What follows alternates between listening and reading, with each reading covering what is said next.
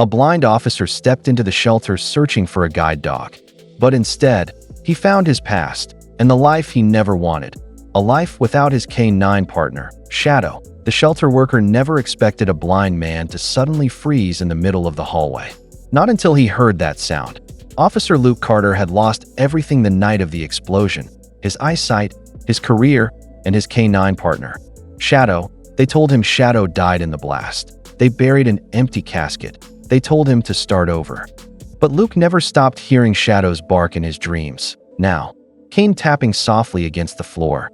Luke followed a volunteer through rows of kennels. Dogs barked, whined, scratched, until he heard a soft whine he knew by heart. His hands shook. His breathing stopped. His world tilted. Shadow? He whispered that a single cage at the end of the hall fell silent, until a familiar, trembling whine echoed back. Luke froze. No, he breathed. But the dog on the other side already knew. Shadow had found him first. Before we start, make sure to hit like, share, and subscribe. And really, I'm curious, where are you watching from? Drop your country name in the comments. I love seeing how far our stories travel. Before the explosion, Officer Luke Carter lived a life built on purpose. Every morning began the same way. Boots laced tight, badge polished, and Shadow waiting at the door, tail wagging, eager for duty. Together, they were unbeatable.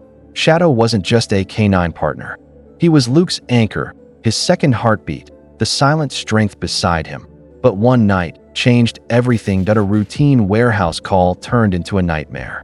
Luke remembered the echo of gunfire, the smell of gasoline, Shadow barking frantically, pushing him back, and then a violent blast swallowed the world in white. When Luke woke in the hospital, there was no light, no shapes, no shadows, only darkness, and the crushing silence of absence. Doctors told him the truth. He would never see again. And Shadow, they said, didn't make it out. The department held a funeral with an empty casket. Luke stood there in darkness, gripping Shadow's collar as the bagpipes played. He didn't cry, he couldn't. Something inside him had shattered too deeply. Months passed. Luke learned to walk with a cane, learned to listen for dangers he could no longer see. But nothing filled the emptiness where Shadow used to be. Then one morning, his therapist gently suggested something Luke never considered. Maybe it's time to find a guide dog. Luke nodded, but his heart whispered the truth. No dog could ever replace Shadow that he just didn't know. Shadow wasn't gone. Luke hadn't stepped inside a shelter in years. The soft tapping of his cane on the tile floor echoed through the hallway as a volunteer guided him inside. The scent of disinfectant mixed with wet fur filled the air, and dozens of dogs barked and whined around him. Take your time, the volunteer said gently. We have several calm candidates for guide training. I'll introduce you. Luke forced a smile, but inside his chest, nerves tightened like a knot. He wasn't sure he was ready. He wasn't sure he ever would be.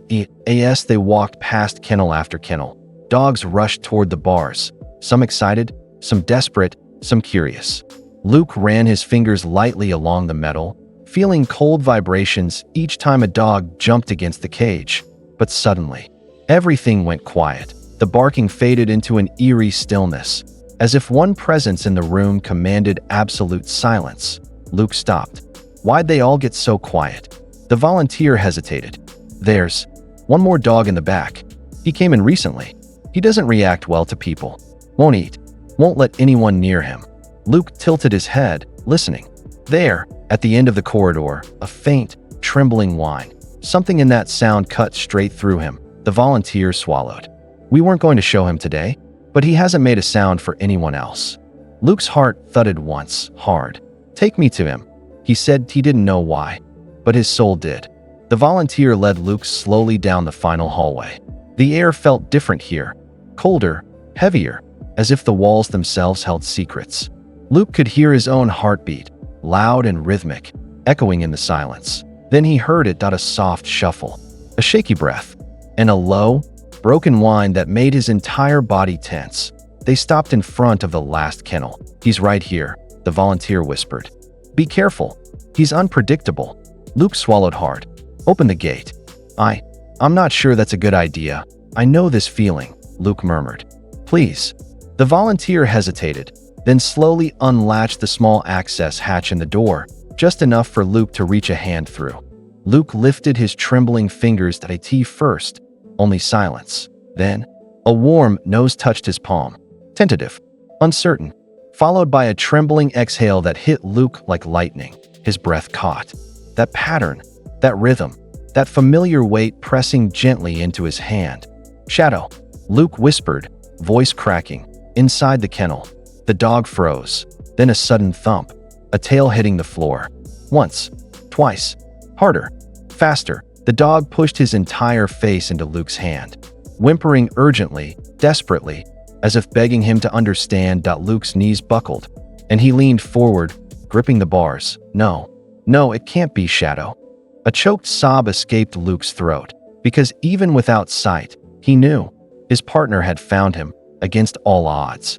Shadow was alive. The volunteer rushed off to scan the dog's microchip, leaving Luke kneeling beside the kennel, one hand gripping the cold bars, the other resting on Shadow's trembling muzzle. The shepherd whined softly, nudging Luke's palm as if afraid he would disappear again. Footsteps returned. Fast, uneasy.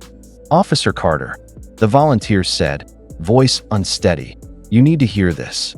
Luke stiffened. "What is it?" She held a tablet against his hand so he could feel the vibrations of the notification.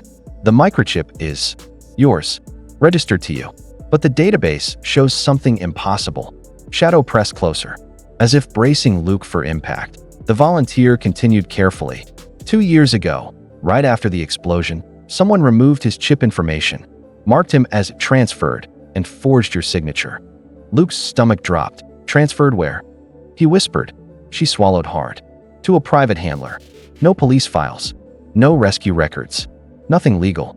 Luke felt his breath shake. "So he wasn't killed in the blast?" She nodded. "He was taken. And based on his injuries when he arrived, we suspect he was abused, maybe forced into illegal work. He escaped multiple times. Every time we brought him in, he'd break out again. It's like he was searching for someone."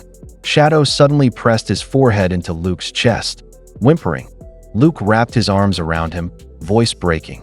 "You were looking for me this whole time." Shadow's trembling stopped, because he finally found home. The shelter staff unlocked the kennel slowly, unsure of how the traumatized shepherd would react. But the moment the latch clicked, Shadow didn't lunge, didn't growl, didn't retreat. He walked. No, crawled forward on shaking legs. As if approaching something sacred, Luke reached out his hands, unsure of where Shadow was until a warm muzzle pushed firmly against his palms. The dog's breath quivered. His tail thumped once, weak but desperate, then twice, then faster. Luke knelt, letting his cane fall. He pressed his forehead against Shadow's, feeling the dog's tears warm against his skin. "It really is you," Luke whispered, voice breaking. "Shadow buddy, I'm so sorry." Shadow whimpered and began licking Luke's face, slow, careful, gentle, just like he used to after long night shifts. He nudged Luke's chest, guiding his hand to the familiar spot behind his ear. Luke's breath hitched. You still remember." The volunteer behind them wiped her eyes. "I've never seen him like this. He hasn't approached anyone." Shadow placed one paw on Luke's leg, steady, confident, protective, just like he had always done before every mission. Luke wrapped his arms around his partner, holding him tightly as years of grief melted into relief. "It's okay now," Luke whispered. "I've got you, and I'm never losing you again." Adopting Shadow should have required days of paperwork, but the shelter director made the decision in minutes. "Officer Carter," she said softly, "this dog doesn't need a new home. He needs his home. He needs you." Luke nodded, tears slipping silently down his cheeks. Shadow pressed his body against the wheelchair, as if afraid someone might pull him away again. When the final document was signed, the staff opened the door. Shadow walked out, not timid or broken anymore, but tall, proud, steps steady beside Luke, guiding him through the hallway like old times. The other dogs fell silent as he passed, sensing the weight of the moment. Outside, the cold air brushed Luke's face. "All right, partner," he whispered, gripping Shadow's harness. "Let's go home." Shadow leaned gently into Luke's leg, adjusting to the exact pressure needed for guidance. It wasn't just recognition. It was instinct, protection, loyalty. Weeks later, Shadow completed his certification as Luke's official guide dog.